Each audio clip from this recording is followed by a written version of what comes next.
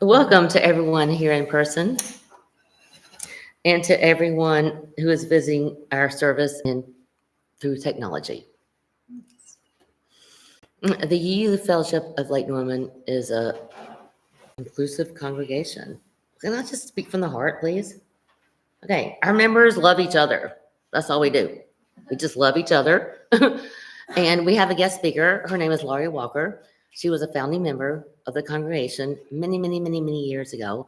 I have been a member of the congregation since, like 2013. Do that math. And I'm so grateful because I'm a recovering Southern Baptist. Oh. I know. Lord, save me now. He did. Um, please welcome Laurie Walker as she gives her opening words. Oh, shit. It's all right. That was it. I'm using the table. So we have new chalice lighting words today, and the reason why is because Laurie is our speaker, and she knows what she's doing, and she's really cool, and I love her, and I'm gonna embrace this. Will you please look in your They're not in OOS? there. I'm going to read it. Okay. Okay. Can I light it?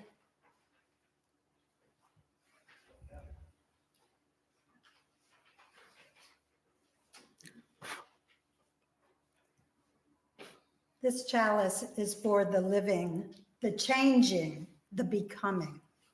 This chalice is for losing the script of your life, the chapters about who you are in other people's stories. This chalice is for the lost GPS that was supposed to show you how to get where they expected you to go. This chalice is for skipping the directions, coloring outside the lines, painting not by the number, but by silence, by wild abandon, with a brush you made yourself, from light deep inside, startling, vivid, a new voice that already knows you, finally, a true story.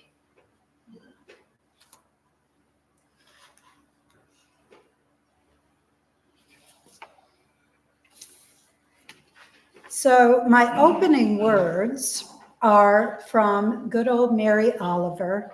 If you like poetry at all, or even know a little bit about it, most people like Mary Oliver. And I always think of her poem, Wild Geese, at this time of year, because starting to hear them fly by, and I love that. I love hearing them. So we are going to start off with her poem, Wild Geese. You do not have to be good. You do not have to walk on your knees for 100 miles through the desert repenting. You only have to love the soft animal of your body. Love what it loves. Have to let the small animal of your body love what it loves. Tell me about your despair, and I will tell you mine. Meanwhile, the world goes on. Meanwhile, the sun and the clear pebbles of the rain are moving across the landscapes, over the prairies and the deep trees, the mountains and the rivers. Meanwhile, the wild geese, high in the clean blue air, are heading home again. Whoever you are, no matter how lonely, the world offers itself to your imagination, calls to you like the wild geese, harsh and exciting, over and over, announcing your place in the family of things.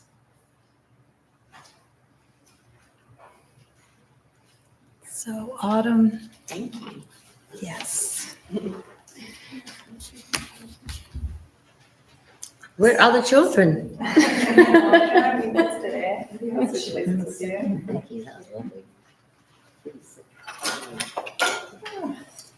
All right, looks like I don't have any kids today. Well, you have a lot of grown-ups. I know, I do have a lot of They're big grown-ups. kids. Well, gosh, I've been having tummy problems because I had a weekend, I guess Friday and Saturday, I've been feasting with friends. We're in September. And so as we cross over from summer into fall, the first full moon, we call it the harvest moon. It's the Native Americans' second harvest.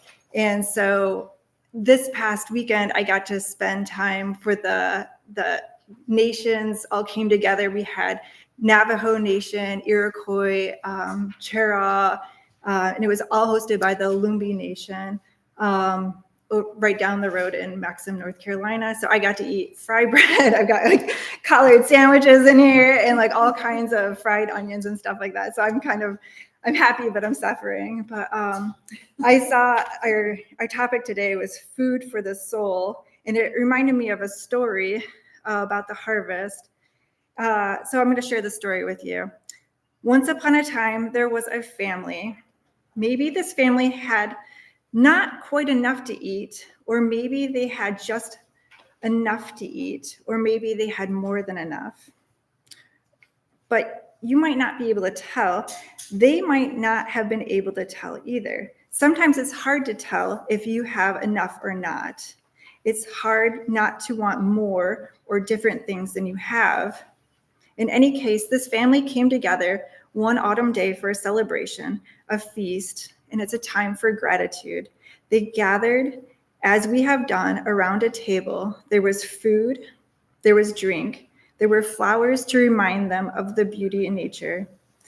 And then there was a call from the gate outside the door. Hello, we're hungry and thirsty, and we see you are having a feast. May we come in? Well, the family didn't know at first how to answer. Who are these people at the gate? Was it safe to let these people in? Did they have enough to share? Was there room?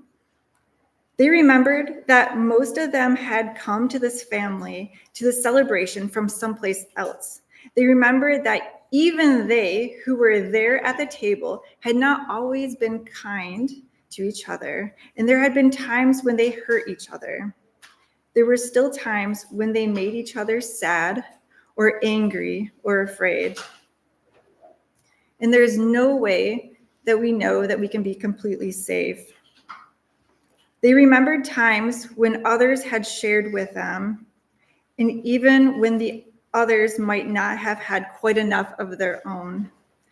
They remembered when each new member of the family had been born, or come to stay, or married in, and they remembered that they had always found a way to make room. They remembered an old saying, when you have more than you need, it's better to build a longer table than to build a higher fence. We have enough, they said. We might have more than enough. We are many and strong. We can hold safe space here in our home for all those who come. And so they went out of their door into the gate in the fence, and they opened the gate, and they invited the people who were there inside. And inside, they pulled out another table and had made space for these newcomers. They covered it with a cloth, and the newcomers set upon it a dish full of something fragrant and delicious, which made strange and wonderful to the family, but everybody shared, and there was enough.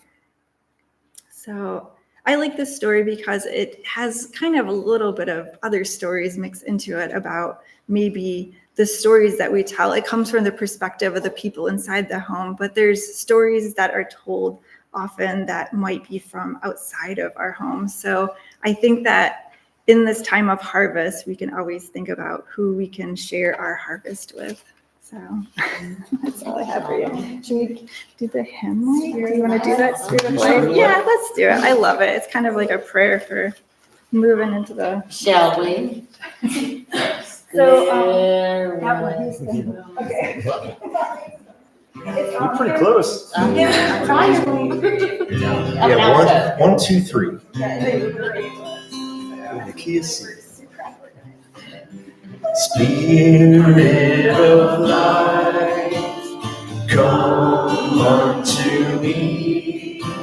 Sing in your heart all the stirrings of compassion.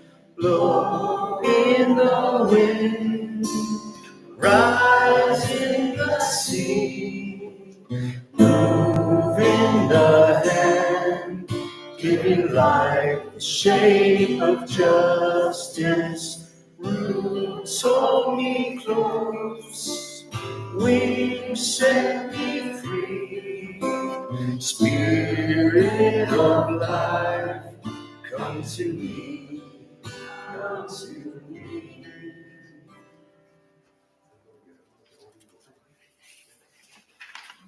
That was fun. Thank y'all. You're next.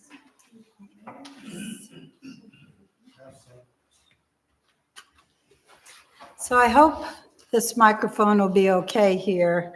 My printer didn't work, so I had a little bit of a freak out and brought my computer. Because I knew it would be on here. Last week with Reverend Joe. Same thing? Same thing. He Oh, broke gosh. in with his laptop because he couldn't print. Oh, could bring man. the other mic a little closer so they can hear you better. Is Should it- we do that? Thank you, Mike. Shall we? You're the I guess. musician. I'm just a. Oh, well, WC, you're the a worship good person. stagehand. I'm just a WC. That'll do the All trick, right. Laurie. And I have a big mouth, so I think we'll be okay. So good morning. Good afternoon. We're going to cook up some soul food today to nourish our inner peace. In a world filled with chaos, distractions, and challenges, finding and nourishing our path to inner peace is a journey that can transform our lives in profound ways. This title for this talk came from, anybody read Braver, Wiser, UUA newsletter that comes out once a week, and they describe it as a weekly message of courage and compassion for life as it is. So the newsletter began, pastors are prone to asking, how is it with your soul? The author went on to invite folks to a fall series that UUA is doing, where readers would notice how their soul, spirit, heart, of course, in a UU newsletter, they can't use one word for soul, spirit, heart, is linked to the gift of their body. So how your soul is linked to the gift of your body. So I love these, different words for the soul. We have many words for God. We have many words for soul. And can you think of others? Spirit. Essence. Essence. All right. So I thought it would be nice if we could all agree on the concept of soul before we could get started to talk about soul food. But I don't think that's going to happen in the next 30 minutes. The concept of the soul remains a mystery and is a subject of philosophical inquiry, theological debate, and personal reflection, instead of scientific discussion about physical and neurological processes that may make up what we call the soul, or how some religions see the soul as separate from the body, or immortal soul.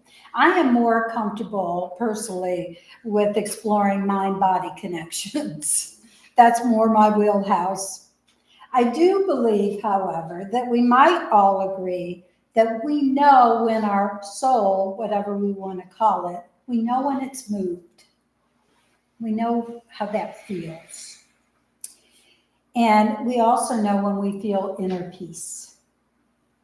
However, to do that, we have to be present, right? We have to be awake and listening. Like perhaps when somebody reads poetry. And I know that's not everybody's thing, but some people love reading poetry and find spiritual nourishment from it. I found a prayer that is called Concerning the Prayer I Cannot Make by Jane Mead, It is quite long, but I thought I'd give you a couple of excerpts from it because she talks about the soul. So again, the poem is called Concerning the Prayer I Cannot Make. So here's an excerpt. And what is more, I have spent these bare months bargaining with my soul, as if I could make her promise to love me.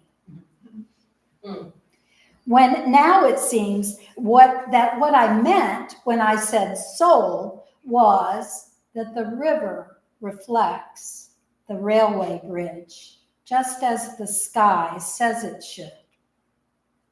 It speaks that language. You may have heard the language of the soul, seeing a rainbow, seeing the sky reflected in a lake, hearing the geese fly by. Any others? The language of the soul. Sunshine. Sunshine. Your favorite? Forest bathing. Forest bathing. Your favorite song? Going fishing. Going fishing. Language of the soul. All right. Lots of ways we can hear it. The author of the poem continues, listen, all you bare trees, burrs, brambles, piles of twigs, red and green lights flashing, muddy bottle shards, shoe half buried. Listen, listen, I am holy. It's a powerful poem. I'm glad to share it with you. So many of us live our lives tending to one obligation and another. And, we're kind of tired sometimes at the end of the day. It seems like there's not much time to nurture our own spiritual path. For some, it may even feel selfish to take time away from things that you need to be doing. Yet, when we are feeling nourished, we can build a foundation for life purpose, for service to others, and for love. There's some effort involved in nurturing your own spiritual path to inner peace. You have to be intentional about it. You have to take time to put it on your to-do list, in a sense. If poetry is not your thing, maybe it's spending time, Veronique, in nature, forest bathing. Even sitting outside in a place with trees and you could see the sky, maybe hear the birds, it can be rejuvenating. It can be connecting. And it connects us often to our sense of awe and wonder. For our musicians, singers, dancers, bakers, sewers, any creative artistic endeavors, engaging in creative activities can be a way to express your inner thoughts and emotions and provide a sense of restoration. Choices for spiritual nourishment are so personalized. One we all share, though, is community, right? We all gathered here today. Our spiritual journeys are fueled by gathering together. We nourish each other. Like today. We all know what it feels like to come and be hugged, and even when you're late, and be seen by others, to be loved. So mindful meditation works for me. Many of you know I'm a yogi, I'm a meditation teacher, but it hasn't always. I'm not the best at sitting still. It was something I had to learn how to do over many years. And that's why I still like sort of moving meditation. So the combination of breathing and movement can activate your nervous system. It can calm you down or it can energize you depending on your pace of movement and your pace of breath. And I thought I'd share one with you this morning, if you'd like to do it with me. It's so simple. I'm going to do one very simple one first. So it simply looks like this. Imagine that you have your favorite body of water in front of you. You might be sitting in it. You might be standing over it like a pool. but you just take one hand and you push the water that way and push it back. And then the other. Push and back. So just inhale, exhale. Inhale, exhale. In and then we'll go one more. And all right. And since some of you participated, I'm all excited. And so we're going to try another one. So if you want to try this, still pretty easy. You inhale and exhale. And then you do it again. Inhale and exhale. And then you come back to the center. You inhale over to the side and exhale one hand, like right here, to the heart and bring it back. Then you go on this side, do the same thing. Follow that arm down, back, and then stop at the middle. Boom. Don't hit each other, Eddie. I'm watching you. Inhale. We're repeating the whole thing. Exhale. Inhale. Exhale. And then inhale over to the side. Exhale to the heart. Boom. Back. And this side. Down to the heart. And back. And land at the middle. We finish with 2 breaths. Inhale. Exhale. And one more. In. And exhale. And that is all. I'm glad you're having fun. So that's one that is also for those of us 60 and over, it's good for your brain because you're following the body lines, doing that body-mind connection. Boom, boom. All right, so thank you if you played along. I appreciate it. There are other ways to cook up some soul food. Perhaps we can explore them in our talk back. I'd like to hear yours. And may we all find strength and wisdom to nurture the path of inner peace in our lives. And in doing so, let's all become beacons of light and love in a world that so desperately needs it. So we're going to sing a song at the end of this talk. It's called Find a Stillness. So it's our way to center today. Yes. And what page is it on? 352. Thank you.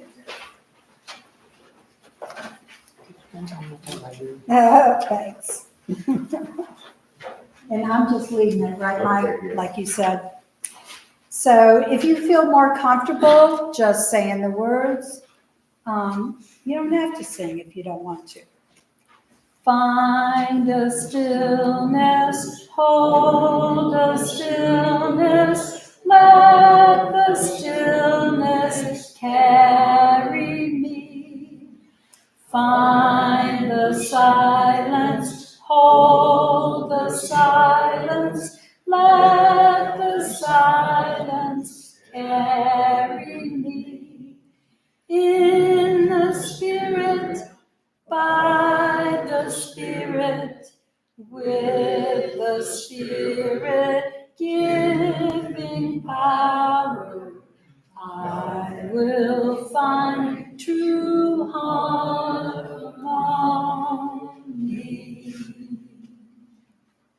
One more time, second verse.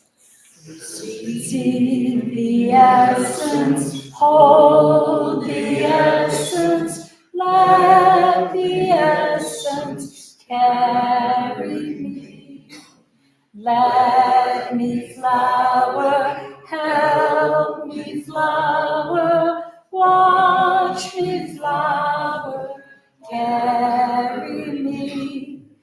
In the Spirit, by the Spirit, with the Spirit giving power, I will find true harmony.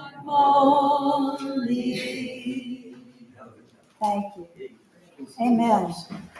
Oh, yes. All right, so we're going to move on to our talk back, correct? Does anyone want to talk back to Laurie? I want to talk back. Thank you, Laurie. Okay. All right. This is the time of our service where we have talk back. And if you are willing and able, you don't have to stand up. You can sit in your seat and just talk back. Talk back. Come to the microphone here. Yes, please do. Okay. I'd be interested to know how you nourish your soul. And what is your soul? What is your soul? Yeah, what is your soul? You want to take a. Yes, Eddie. Hi. I play music when I can, and we have an 8-year-old great-granddaughter, and between the two of those, my soul is nourished. Absolutely. Thank you, Eddie. Would we consider the soul also consciousness? Yeah, some people see it as our seat of consciousness, yeah.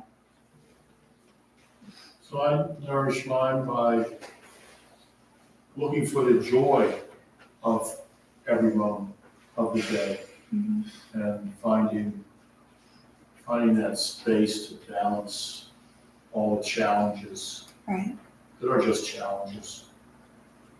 thanks. Yeah, gratitude is a great one. You know, just taking time to be grateful is an easy way to nourish yourself. In fact, you know, if you have a very busy day and you say, I want to really spend time during the day to do something that just touches my soul, spend a moment to be grateful. Look out, see a tree. Yeah. Anybody else? Gail? My sister told me she does a lot of yoga and stuff, and one of the things they suggested to her was count the number of times during the day that you make people smile. I like that. That's a challenge. I know. Watching Regina paint. Oh. Regina, we miss you, by the way. We all like to see that. To work in the yard, work on old cars. Yeah, yeah. A lot of car guys out there could agree with you, right? Natalie? Being in nature, but nothing stirs my soul more than looking up at the night sky. Mm. And the full moon was Thursday, I believe. So It's so funny how different things, you know, do have different reactions in people. I went camping with my daughter a couple weeks ago, and I loved the sunset. There's a place on the Blue Ridge Parkway where you can really see beautiful sunsets. And so we did it one night. It was gorgeous, and my daughter took a lot of pictures. And next day I said, let's go back up there again. She said, oh, Mom, it's just a sunset. Who are you? Who are you? Yeah, very neat.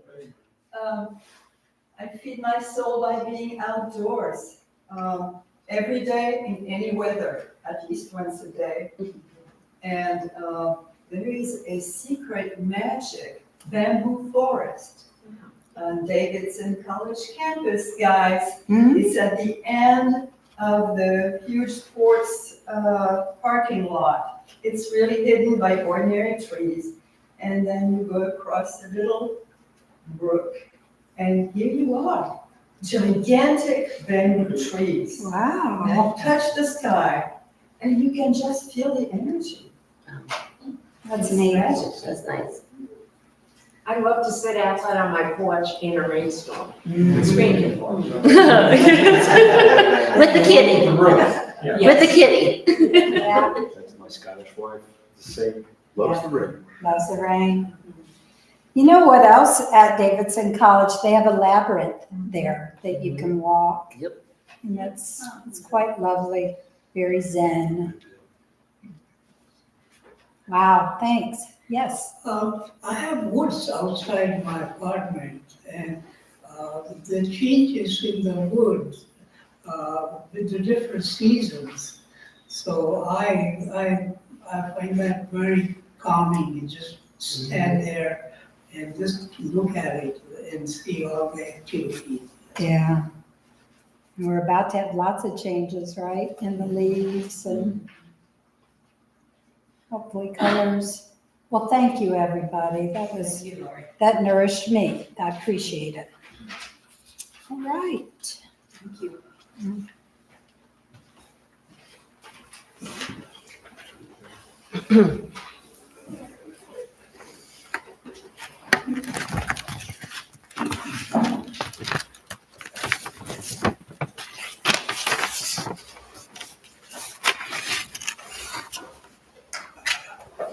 Thank you, Laurie.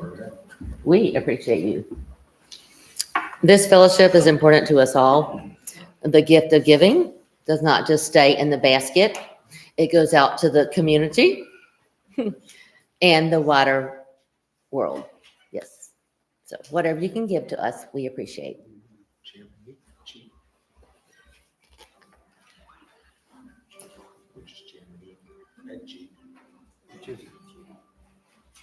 And while we pass the basket, please pull out your $100 bills.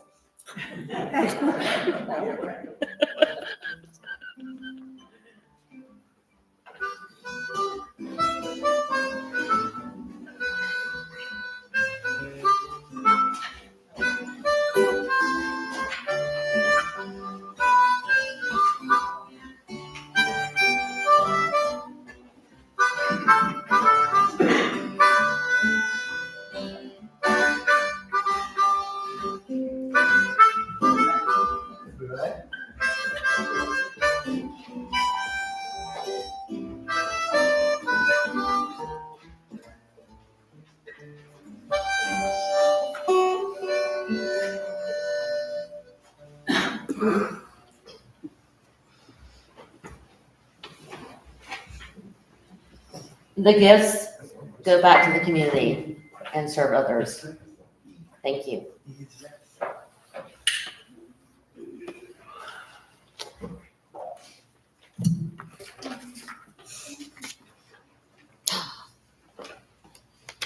Will you please look in your order of service? I don't have any specific announcements. We're going to McAllister's afterwards if anybody. Oh, heck yeah. Do they serve beer, wine, liquor? So if you want to join us, please join us at McAllister's after the, In Cornelius. in Cornelius. Yes, there's one in Mooresville too.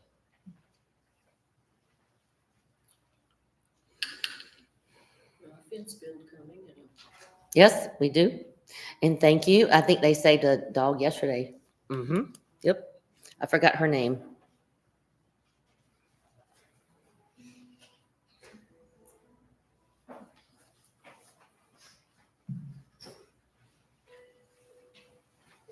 Hey, Laurie. That's you. Closing words. Cool. No, announce us. We have the closing song. Would you vote home? Yeah.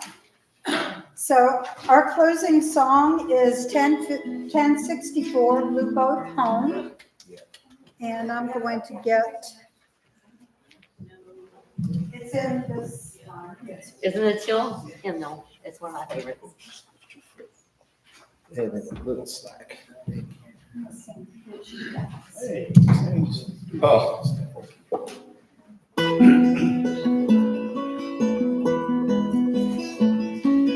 Though below me I feel no motion, standing on these mountains and plains, far away from the rolling ocean, still my dry land heart can say, I've been sailing all my life now, never harbor or port I have known. The wide universe is the ocean I travel, and the earth is my blue home.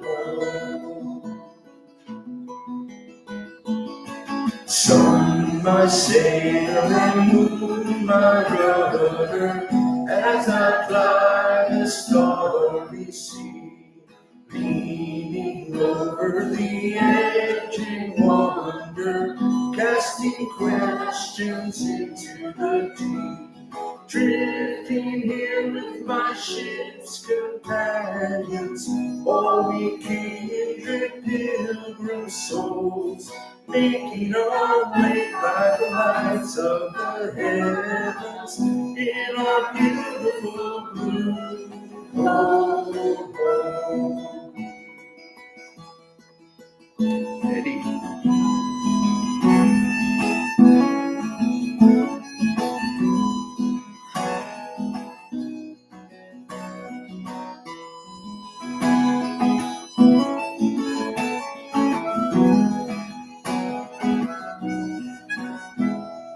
I give thanks to the waves that hold me, hail the great winds surging beyond, breathe the infinite sea before me, sing my song, the sailor's song.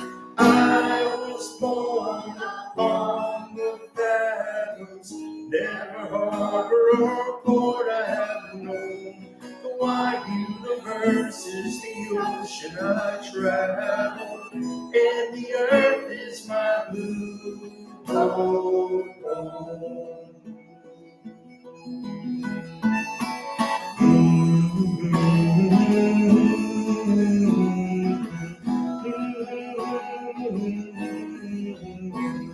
The wide universe is the ocean I travel, and the earth is my blue home.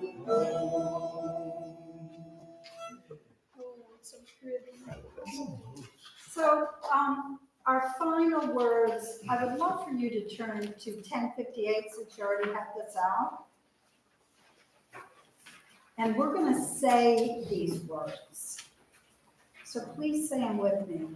Be ours a religion which like sunshine goes everywhere. Its temple all space, its shrine the good heart, its creed all truth, its ritual works of love. May it be so. May it be. Hey.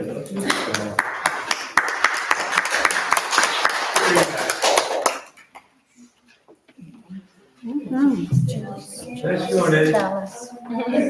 Go out for chalice and say the words. Okay.